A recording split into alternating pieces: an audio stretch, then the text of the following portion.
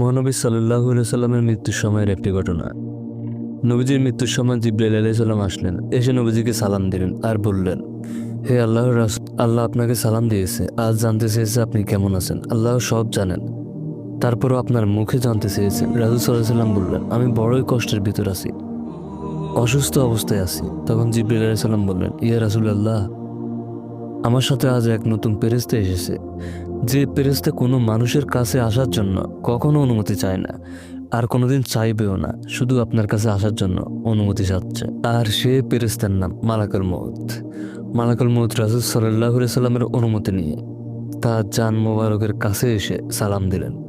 বললেন, ইয়া রাসূলুল্লাহ, আমি আদম থেকে শুরু করে এ পর্যন্ত যত মানুষের জান কবজ করেছি, আর কিয়ামত পর্যন্ত যত মানুষের জান কবজ করব, কারো কাছে অনুমতি চাইনি, আর চাওয়া লাগবেও না। কিন্তু আজকে আসার সময় আল্লাহ তাআলা বলেছেন আমি যেন আপনার নিকট অনুমতি চাই। নবীজি বললেন, মালাকুল মউত, আমি যদি অনুমতি না দেই তখন?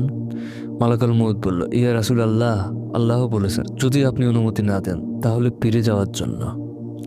আল্লাহু আকবার। আল্লাহ তাআলা মহানবী সাল্লাল্লাহু আলাইহি সাল্লামকে কতটা ভালোবাসতেন।